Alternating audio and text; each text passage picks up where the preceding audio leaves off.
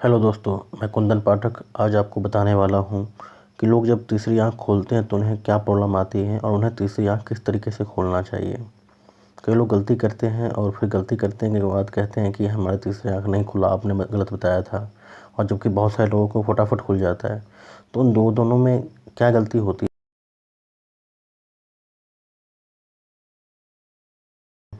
आज मैं उसी पे फोकस करने वाला हूँ।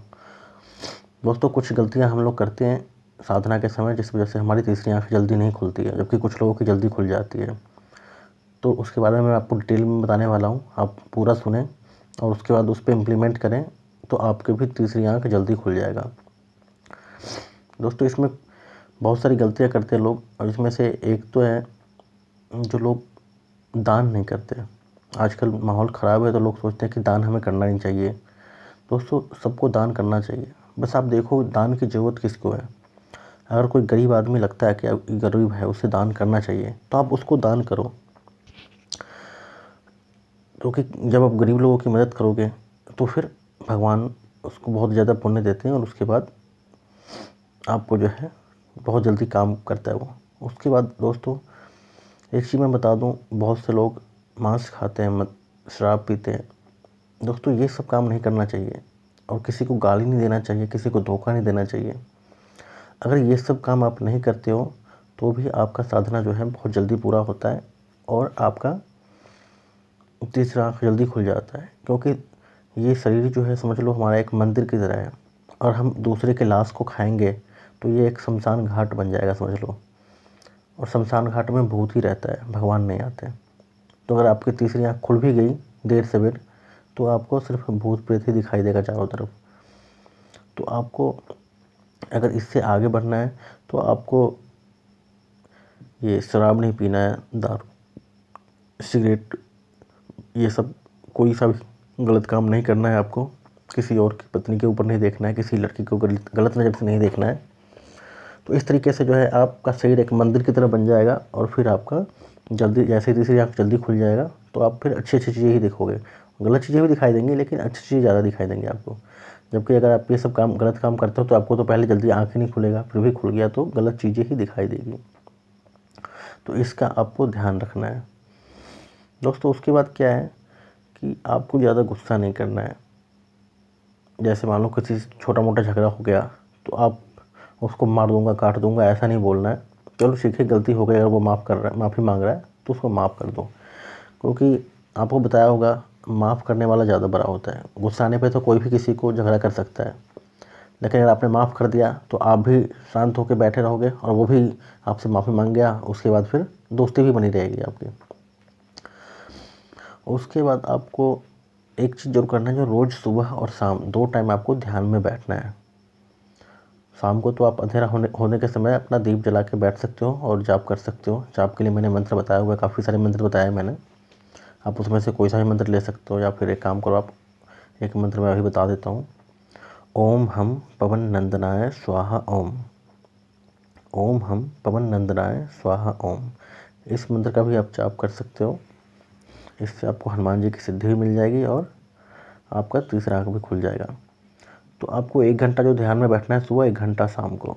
तो इस ध्यान में बैठते समय आपको पहले तो लंबा लंबा सांस लेना है, और लंबा लंबा सांस लेके आपको अपने सांस पे फोकस करना है। जब आप सांस छोड़ो तो बड़े ध्यान से, और आपको बैठना है बिल्कुल सीधा। अगर आप आसन पे सीधा बैठ नहीं सकते तो किसी दीवार से टेक लगा के बिल्कुल सीधा बैठें, क्योंकि आप जब सीधा बैठते हो तो ऊपर से जो आपको एनर्जी मिलता है वो सीधा मिल जाता है। उसके बाद जैसे आप सीधा बैठते हो तो आपके नीचे से जो हमारा आज्ञा चक्र होता है वो दोनों आँखों के बीच में, जिसको हम थर्ड आई भी बोलते हैं, जिसको कुछ लोग पैनियल ग्लैंड भी बोलते हैं, तो नीचे से एनर्जी आएगी और वहाँ पे इकट्ठा होगी। तो आपको उसके लिए क्या करना है, आँख बंद करके ध्यान की मुद्रा में बैठना है, और उसके बाद आपको दोनों आँखों के बीच में फोकस करना है। आँख बंद करके आपको सेंटर में फोकस करना है वहाँ पे, और उसके बाद आपको मंत्र पढ़ते समय मन ही मन मंत्र पढ़ना है और बिल्कुल तन के बैठना है। तो जब ऐसा करके आप 1-1 घंटा प्रैक्टिस करोगे सुबह शाम, तो आप ध्यान में जाना सीख जाओगे, और साथ में आपका जो फोकस करोगे आज्ञा चक्र पे, वहाँ पे आपको कुछ दबाव महसूस होगा। तो बस यही प्रैक्टिस करते रहोगे और उसके बाद आप आंख बंद करके बाहर देखने की कोशिश करो डेली। जब आप मंत्र जाप कर रहे हो तो आंख बंद करके बाहर देखने की कोशिश करो, तो धीरे धीरे आपको दिखाई देने लगेगी। आप ये समझ लो कि 11 से 21 दिन के अंदर ही आपको दिखना स्टार्ट हो जाएगा। और उसके बाद जितना ज़्यादा जाप करते रहोगे आप उतना जल्दी बिल्कुल सब साफ़ हो जाएगा, साफ साफ दिखना स्टार्ट हो जाएगा फिर। तो इसमें कुछ और भी होता है। अगर आप सर्केबल एक्सरसाइज कर सकते हो तो आप सर्केबल एक्सरसाइज भी कर सकते हो। इसमें क्या होता है कि आपका जो ब्लड का फ्लो है वो पूरा दिमाग में आता है, तो इससे सहायता मिलती है आपका थर्ड आई खोलने में। तो आप जब ये साधना करते हो तो आप जब बैठोगे तो आपको लंबी लंबी सांसें लेनी है, बिल्कुल रिलैक्स हो जाओ। मतलब कोई टेंशन नहीं लेना है, कुछ नहीं लेना है। आप आराम से जब रिलैक्स होकर बैठोगे, 2-4 बार 5 बार लंबी लंबी सांसें लेकर छोड़ दोगे तो आपका जो ध्यान है वो बहुत शांत हो जाएगा, तो ध्यान लगाने में मदद मिलेगी। तो अगर आप इस तरीके से ये साधना करते हो तो आपका जो है तीसरा आँख बहुत जल्दी खुल जाएगा। 21 दिन के अंदर तो खुलना ही खुलना है। बस एक चीज़ का ध्यान रखना है आपको कि आपको कुछ गलत नहीं करना है। और दोस्तों एक चीज़ मैं बता दूं आपको, कुछ लोग कहते हैं कि तीसरी आँख 1 दिन में खोलें, 3 घंटे में खोलें। तो दोस्तों ऐसे लोगों के बहकावे में बिल्कुल भी मत आना। ऐसा नहीं है कि 1 दिन में नहीं खुल सकता है, 1 दिन में भी खुल सकता है। सच कहूँ तो बस एक बार प्रार्थना करने की ज़रूरत है। अभी प्रार्थना किया और बस आप 5 मिनट में खुल जाएगा। लेकिन ऐसा भूल से भी मत करना दोस्तों। ये ऐसा ही है जैसे मान लो आपने कोई शक्ति के लिए अपने शरीर को तैयार किया और उसके बाद वो आपको शक्ति मिली तो आपने उसको संभाल लिया। लेकिन अगर मान लो आपने अपने शरीर को तैयार नहीं किया है और आपके सर के ऊपर 100 किलो या 200 किलो का कोई सामान रख दिया जाए तो आपके शरीर के साथ क्या होगा। तो ऐसा ही है, ऐसा इसमें भी होता है। अगर आपकी अचानक से आंखें दृष्टि खुल गई और आप कुछ कुछ दिखना स्टार्ट हो जाओगे तो आप डर जाओगे। तो पहले आप जाप करो, जाप करके अपने शरीर को उस लायक बनाओ जिससे आप उन शक्तियों को संभाल पाओ। क्योंकि जब तीसरी आँख खुलती है तो बहुत कुछ दिखाई देना स्टार्ट हो जाता है, और जब आपको कुछ कुछ दिखना स्टार्ट हो जाएगा फिर आप डरने लगोगे। अगर आप तैयार नहीं हो, पहले से आपने जाप नहीं किया है तो आप डरोगे। जबकि अगर आपने जाप करके मेहनत करके ये सब हासिल किया है तो आपको डर नहीं लगेगा, आप क्योंकि धीरे धीरे आप उसके संभालने के लायक बन चुके हो। और मैं एक चीज़ बता देता हूँ, कभी भी आप तीसरी आँख के चक्कर में किसी तांत्रिक के पास मत जाना।